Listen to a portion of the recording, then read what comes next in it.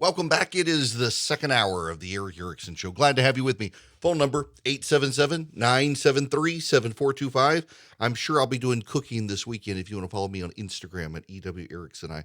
I occasionally put up the food pictures there.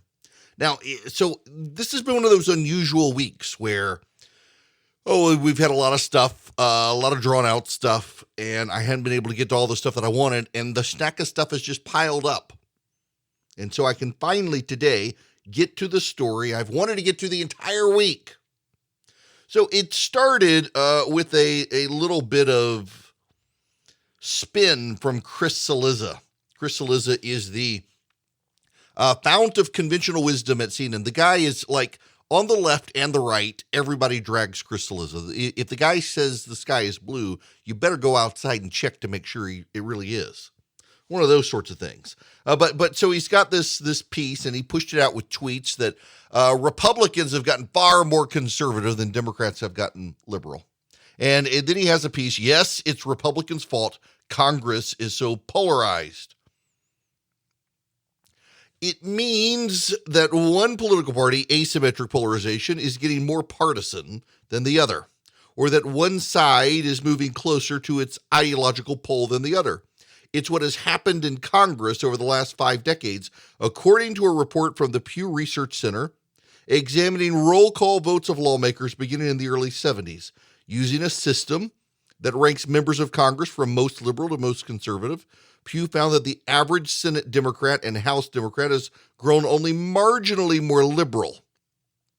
The average Senate and House Republican, however, has grown significantly more conservative during the same period.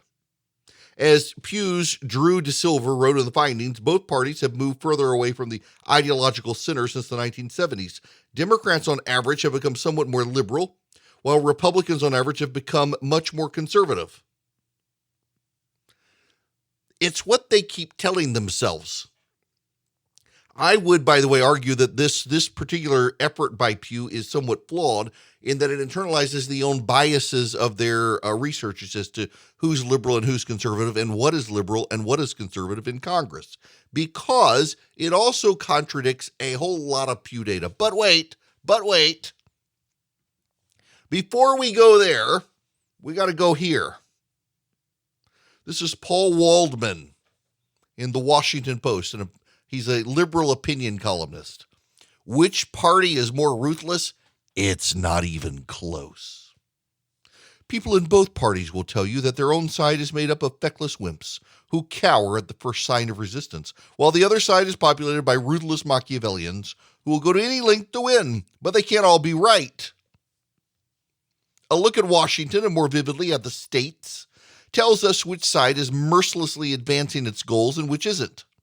And there are few better illustrations of that vast imbalance than how the parties have responded to the extraordinary Texas abortion law. Essentially, his argument is that nasty Republicans are so mean. They're so ruthless. You know, I get this whenever I go out to L.A. for HBO, for Bill Maher's show. It's been a while. But I'll go out there, and inevitably Bill and whoever one of the Democratic panelists is, usually it'll be James Carville and me together. We get along well. And they'll be like, yeah, the Republicans are just nasty. They're ruthless. Ruthless people. They'll do anything. And we fall over. We surrender every time. You know, when I get together with Republicans, all my Republicans, the Democrats are so much more ruthless than us. Both sides believe it about the other. Now, what this guy is trying to extrapolate is that because voters across the nation have overwhelmingly at the state level voted Republican, and so Republicans can advance their agenda, they must be more ruthless than the Democrats. No, it's just Republicans are winners. That is a basic truth here. Republicans are winners. But what does the data actually say? Well, according to Pew and other researchers, on immigration, Republicans have moved 5 points to the right, but Democrats have moved 35 points to the left. On abortion, Republicans who advocate a total ban have increased a couple of points. Democrats who favor legality in every instance has risen 20 points. Time and time again, the Democratic Party has shifted further left, and that's part of the problem with the Pew Research on Congress. A lot of these guys were already liberal. They could only go so far left. People on the Republican side had been somewhat moderate, and they have dramatically moved now further right because of primaries. Conservatives have gotten very good at fighting in primaries. This is a problem the Democrats are going to have to deal with. But what we should not do is let the media get away with the spin of it and try to claim that somehow we're more ruthless on the right, or we're harder fighters than on the. I got to tell you, if Republicans were so ruthless and hard fighters, why is Obamacare still the law of the land? If Republicans are so ruthless and nasty fighters, why is the government still funding NPR and Planned Parenthood? I mean, because Republicans are not nearly as ruthless as what the Democrats would tell you they are. It's all in their head. The reality here is that where one party is dominant in a state, that party can typically get away with what it wants. So in Texas, the Republicans are fighting internally. A lot of the main Republicans in Texas have been fairly moderate. Greg Abbott, he's a fine guy, but he's very moderate. Greg Abbott really isn't a guy who's going to go to the mats for you. He's not. He's a moderate Republican, very pro-business, not necessarily a hardcore social conservative, and it shows. I know the guy. And so in Texas, Abbott is having to pivot to the right, or he did because he was trying to stave off a primary attack. He survived it, but at the same time, Republicans in Texas know they are always an election away from having a conservative revolt against the Republicans in Texas. They got to give them some wins. It's kind of like in Georgia. In Georgia, a lot of the Republicans now used to be Democrats.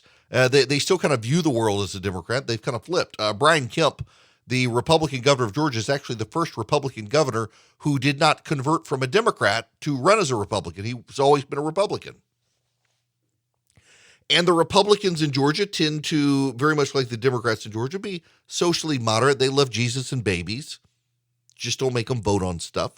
They find it all very icky and distasteful. And the conservative base is forcing them forward on issues. I mean, look at the great sellout in Georgia on school choice. The Georgia Republicans totally abandoned school choice, even as polls show that school choice is becoming more and more popular. A number of surveys have come out. A growing majority of parents nationwide think it's a good idea to allow them to pick the school where their kid goes to school and the government subsidize it than to force them into failing government schools. But Republicans are the ones who sell out on that issue. It's not the Democrats. There are hosts of issues, but I want to put it to you this way, in practical terms you will understand. You are more likely, in this great land of ours, to find a Republican who supports transgender rights, who supports gay marriage, and who supports abortion, than you are to find a Democrat who opposes gay marriage, opposes transgender rights, and opposes abortion rights. Now, by and large, the Republican position has shifted since the Obergefell decision on gay marriage. And everyone kind of generally says, well, the Supreme Court says it's the law of the land. I may not believe in marriage between a man and a woman, but I can't stop anybody. God bless them. Go forth and get married, I guess, and enjoy all the massive tax increases you're going to have.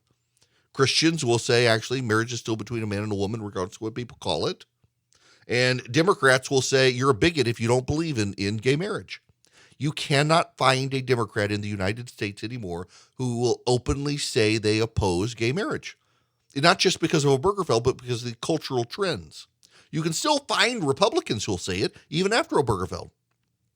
Or take abortion in particular. You cannot get elected in the United States of America anywhere and be a pro-life Democrat these days. There are multiple places you can get elected and be a pro-abortion Republican. The Democrats have these ideological litmus tests that are far larger than the Republicans. or now on transgender rights.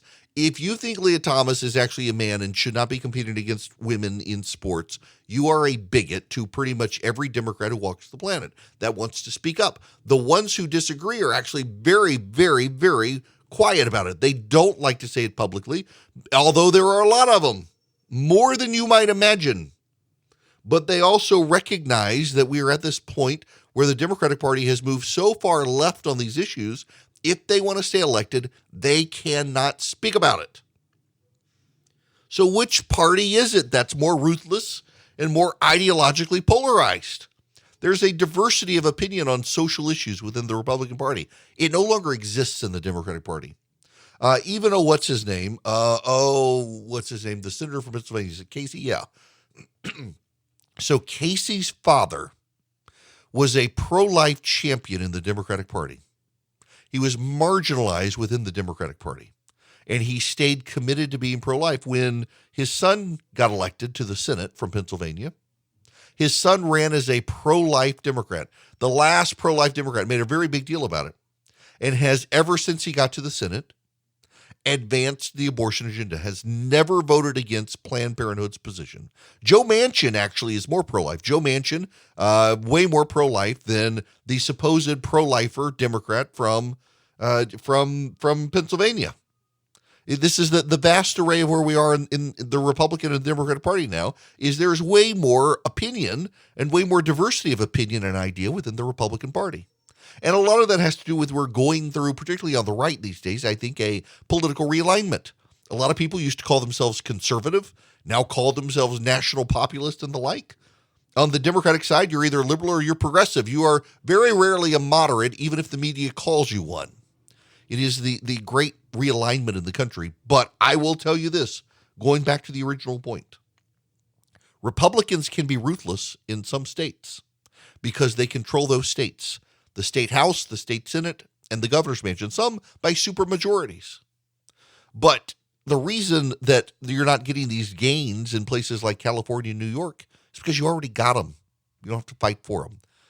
This idea that the Republicans specifically are more ruthless, it's just a fiction that Democrats have that actually will work against them in November when voters realize it's actually the Democrats who are more closed-minded and intolerant.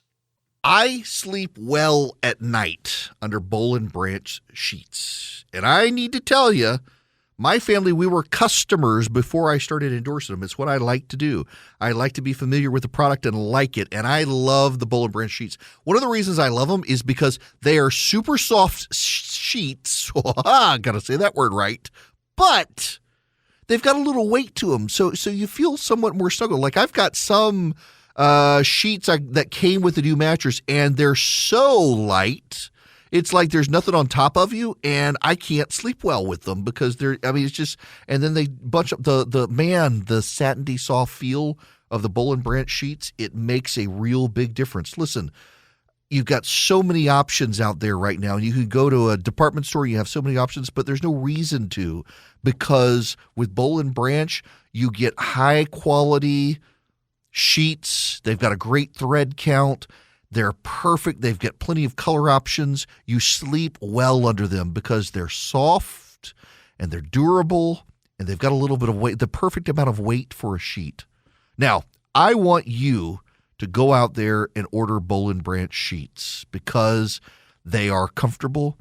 They're environmentally friendly. They're built around sustainability, and you got quality that lasts. You know, a lot of the companies that advertise all the environmentally friendly stuff, their sheets don't last. I can tell you, my Boll and Branch sheets have lasted a long time, and they get softer over time. Experience the best sheets you've ever felt at bollandbranch.com. Get 15% off your first set of sheets when you use promo code ERICK, E-R-I-C-K, at checkout. That's Boll and Branch, B-O-L-L-A-N-D, branch.com. The promo code ERICK, E-R-I-C-K. If you weren't here in the last hour, welcome back, by the way. It's Eric Erickson here. The phone number is 877-973-7425. If you weren't here in the last hour, I was talking about human trafficking. Now, I don't want to delve back into it. You can text the word show to 33777 to get the podcast. You know, by the way, if you subscribe to my show notes, to my Substack, you get the show notes links, but also You get the podcast without any advertisements, just the clean feed. If you text show to 33777, you can subscribe to the Substack. Now, somebody was listening, a friend of mine was listening to the first hour when I was talking about, I ran for public office in large part because of human trafficking issues in my area that people were aware of. And I did not tell you one of the further impeti, whatever it is, for doing this. So I started writing about the Asian-themed massage parlors in my area. They appeared to be both actually for prostitution, but also there were allegations, there were investigations, police investigations about human trafficking. And a lady I was talking to up in Gwinnett County said the same thing happened to her.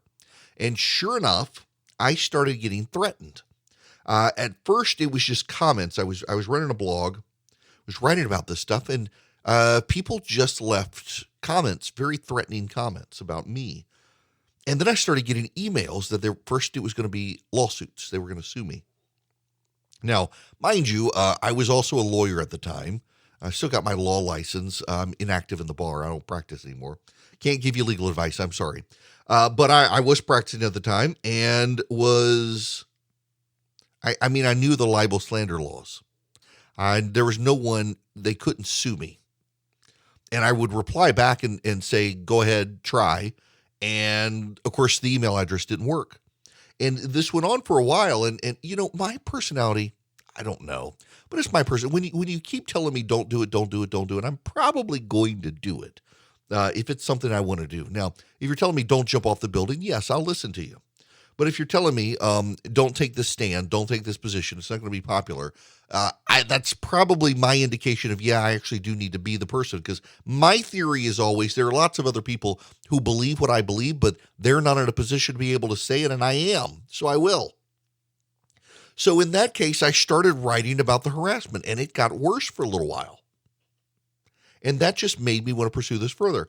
And I've heard the story a lot from people. And so the way that this Justice Department report worked, in the first hour I mentioned, Janet Reno's Justice Department prepared a report on human trafficking. It came out actually under John Ashcroft's name because it didn't come out until 2001 when Bush had been elected by then. But what the report said is within 30 minutes drive of military installations in the Southeast, you can find a lot of Asian-themed massage parlors, and many of them are notoriously so, places for prostitution.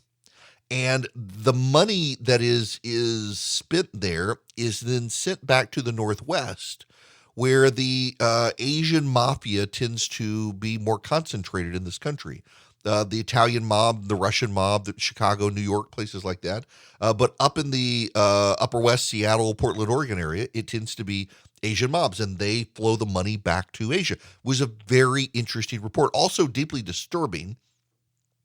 They're way more ruthless. The Russians are probably the most ruthless, but that's what they do. And one of the patterns and practices has been cycling people in and out.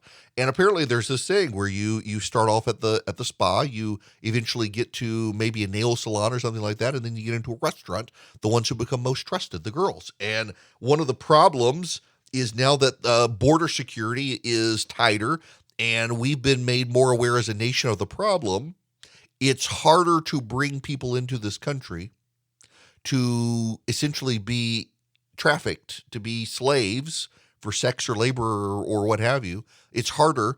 And so now the kidnappings of American kids, oftentimes kids lured in. I know someone who had this happen to his child. And the child, luckily enough, had good enough relationship with the parents to speak up and say what happened. It was deeply traumatic. Actually had a lot of therapy involved. And it was essentially a situation where the child met someone online who went to a neighboring school. And it turns out, yes, it was someone this kid's age, but that kid was working on behalf of the father, and the father was trafficking everybody. It was horrific. These sorts of things happen. We should be mindful about this sort of stuff happening.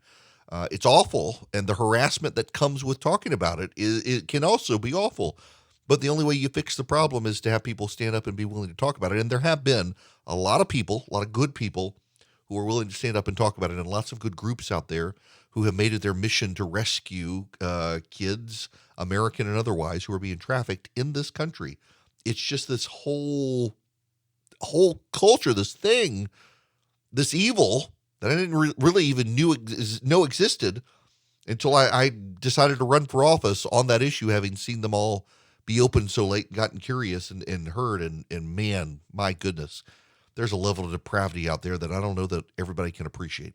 All right, on that happy note, when we come back, a Democrat in Congress has decided to retire. Why? Not because she thinks she can't win, but because she thinks the Democrats have no use for her.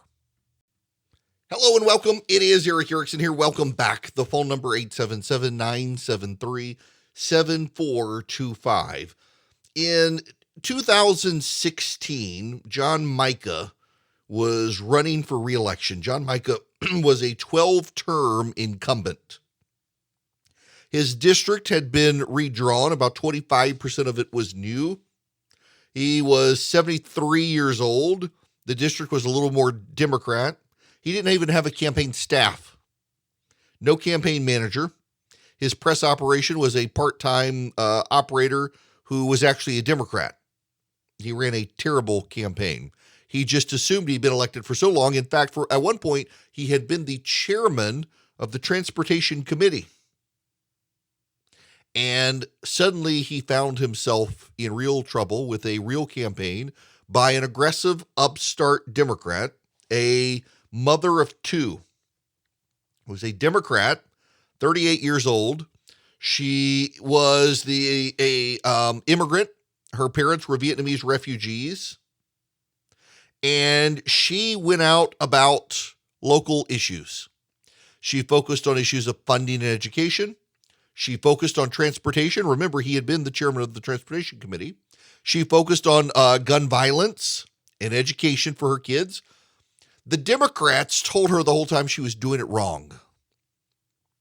The Democrats in Washington, D.C. told John Micah, and again, this was the powerful chairman of the House Transportation Committee, in a district that's still Republican, or was.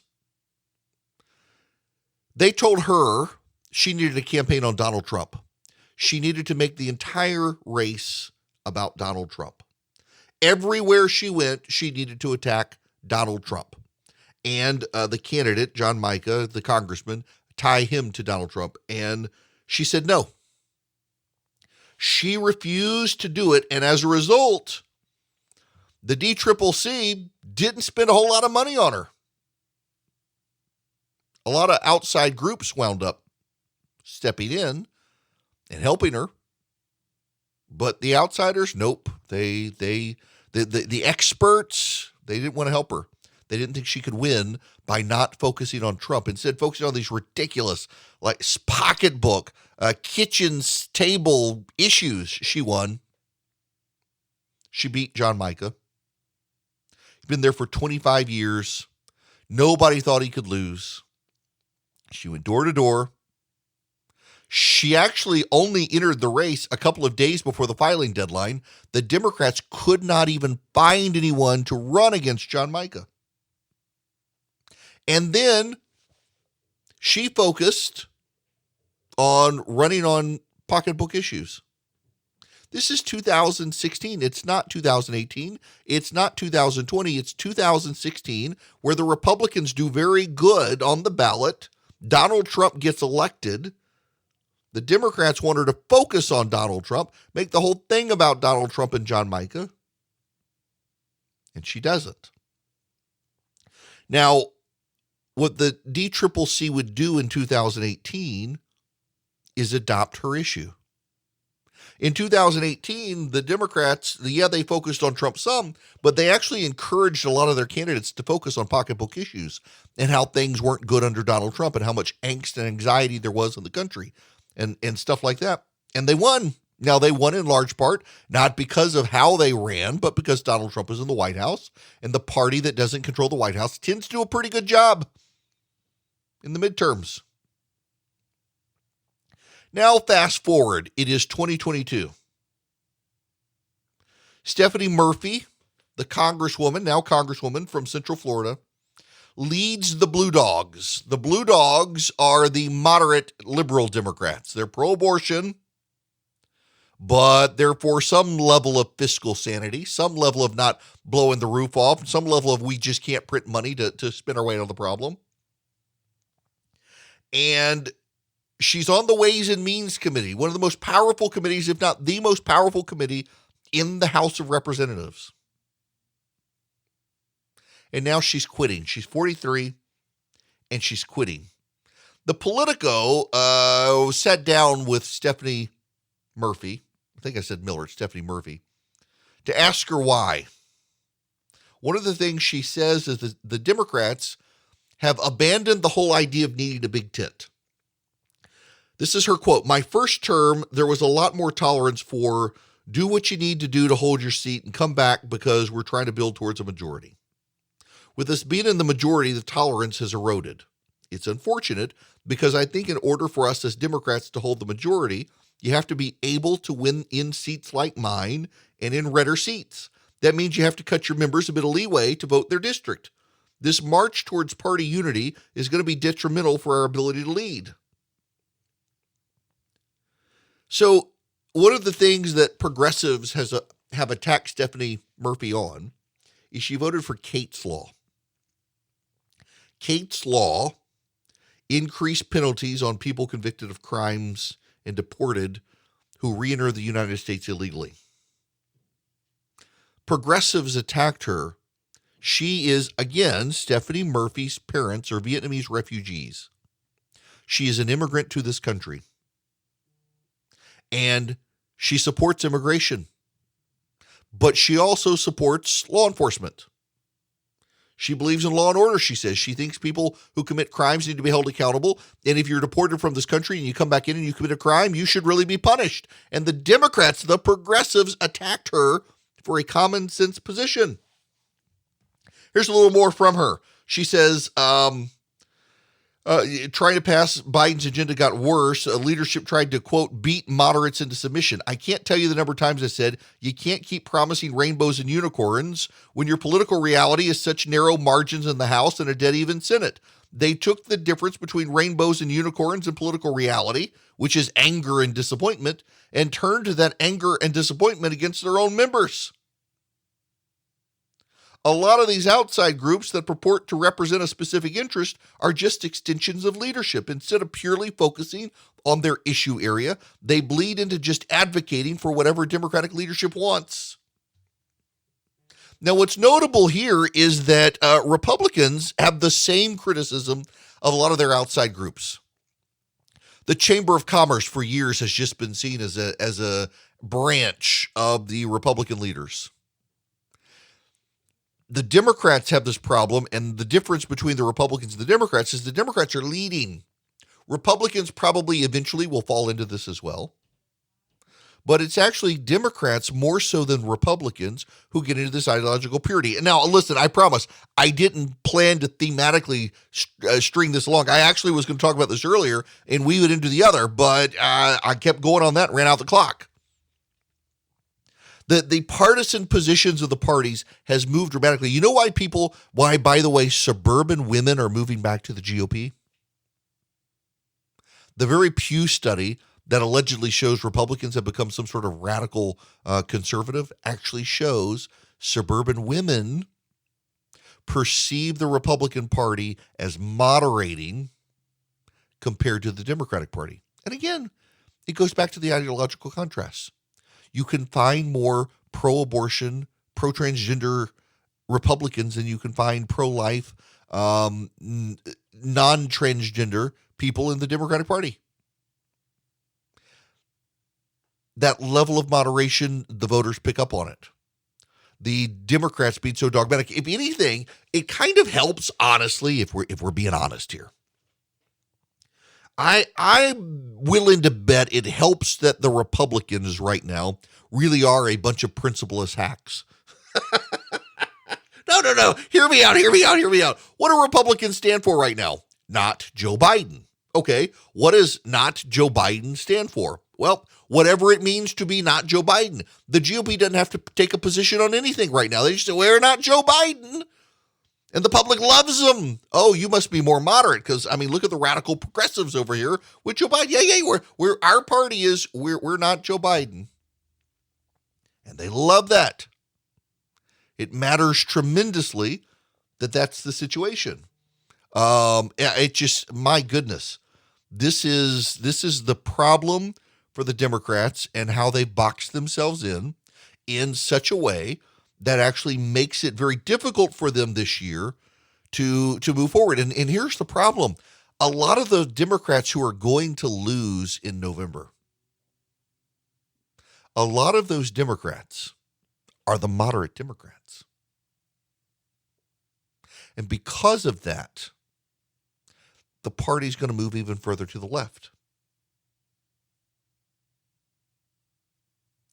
Stephanie Murphy fumed that the entire idea of allies going after Democrats ahead of a tough re-election year was mind-boggling. She says, I told those groups for every dollar that you spend against me, it's going to take 10 to repair that. Why, as Democrats, we would take money that we need to reserve for the on year to help win and grow the majority. Why would we spend that money against our own members is really baffling. It is. It is really baffling. And yet, it's what the Democrats have done. It's the frustration Republicans have, for example, in Georgia, where David Perdue is running against Brian Kemp. He doesn't look like he's going to win. David Perdue is way behind in the polls, way behind in fundraising. And yet he's going ruthlessly against Kemp, forcing Kemp to spend money now that could be spent against Stacey Abrams. It gives Stacey Abrams a benefit. It's the same thing the wackadoo Democrats are doing in Washington. They spent money against their own members in swing districts over Build Back Better instead of saving it. It was absurd politics. Now, one thing that's not absurd is the Eden Pure Thunderstorm. It's actually a really good, an absurd transition, perhaps. The Eden Pure Thunderstorm. It is a small air purifier. You hold it in the palm of your hand. Now, not only do you hold it in the palm of your hand, but this thing, you can plug it in. It will, it'll eliminate the odors, but it also eliminates the bacteria, the mildew, the mold, the pollen. This time of year, you can tell I'm a little snoggy, a little sniffly. It works. I use it primarily to eliminate odors. I travel with them now because, they fit in your suitcase easily, and you can plug it up in a car or a hotel room and get rid of stinky odors.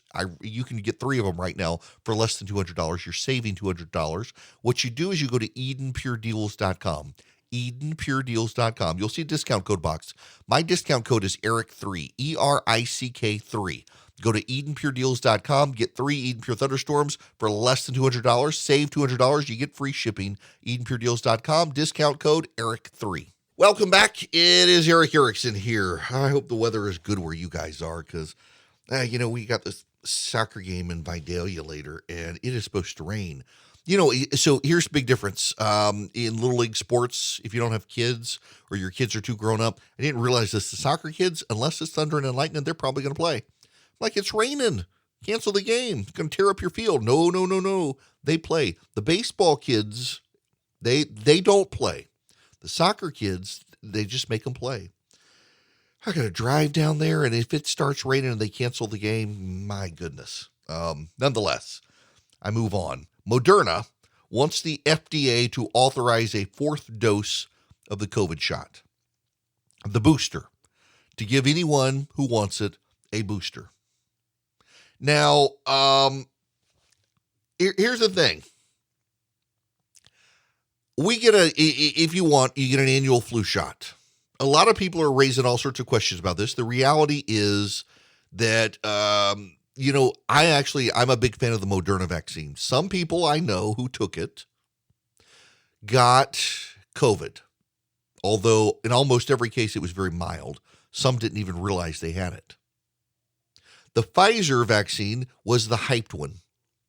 And the Pfizer vaccine, to me, from what I've heard, did not work as well as the Moderna vaccine. In fact, the Moderna vaccine held up even against Omicron.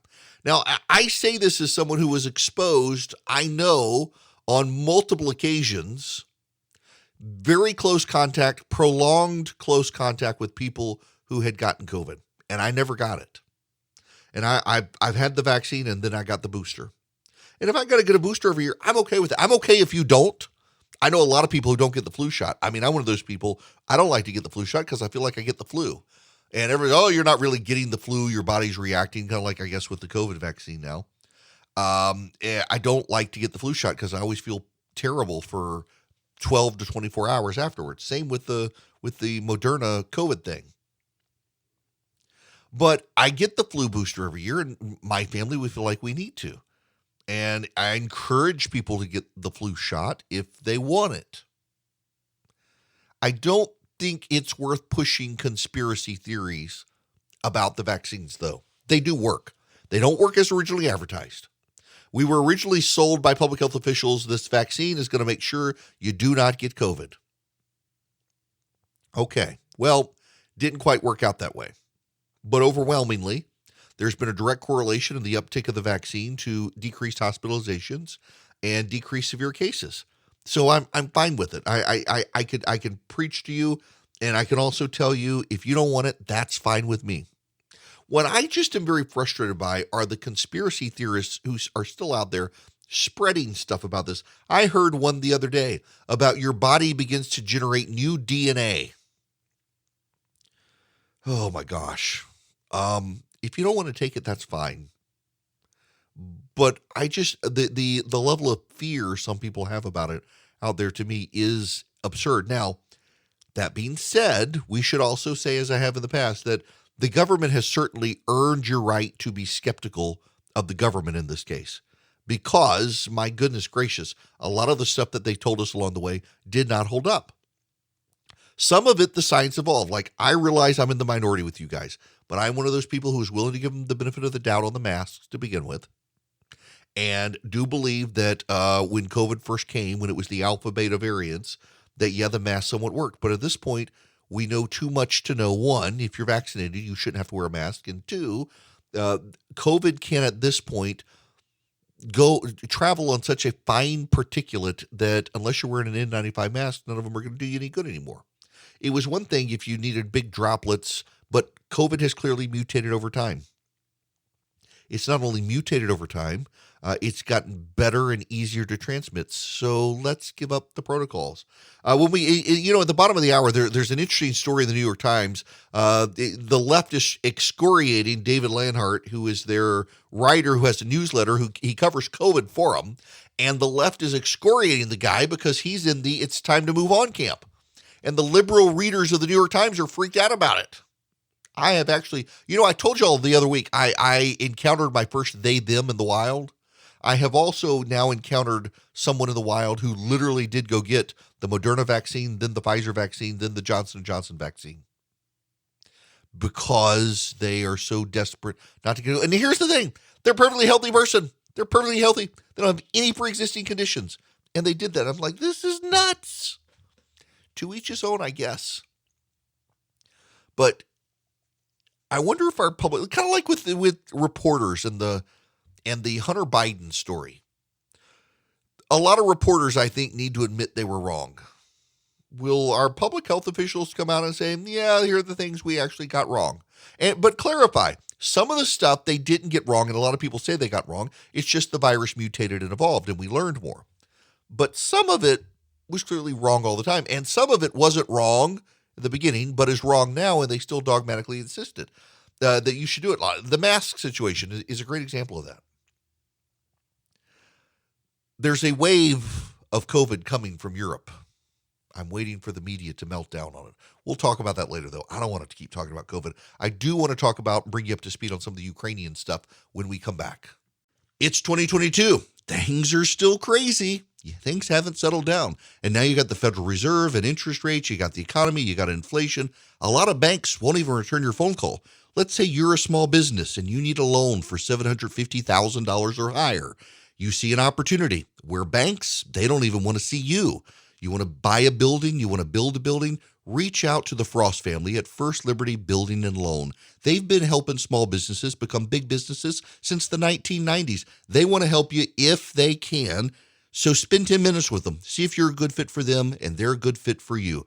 Their website is firstlibertyga.com. That's firstlibertyga.com. Again, you need a loan, $750,000 or higher. You're a small business and you see an opportunity to grow. Share it with the Frost family and see if they can help you. Firstlibertyga.com. That's firstlibertyga.com. First Liberty Building and Loan can help businesses nationwide become bigger businesses. The regular season is heating up, new stars are emerging, and that means more opportunities to win up to 25 times your cash on Prize Picks, the most exciting way to play daily fantasy sports. Just select 2 or more players, pick more or less on their projection on a wide variety of stats, and place your entry. It's that easy. Let it fly to turn $10 into $250 with just a few taps. Easy gameplay, quick withdrawals, and injury insurance on your picks are what make Prize Picks the #1 daily fantasy sports app. Watch your favorite players and get paid doing it this basketball season. See your entries make progress during the game or make new entries for the second half and the fourth quarter. 3-pointers, assists, rebounds, and everything in between are yours for the taking. Join the Prize Picks community of more than 7 million players who have already signed up.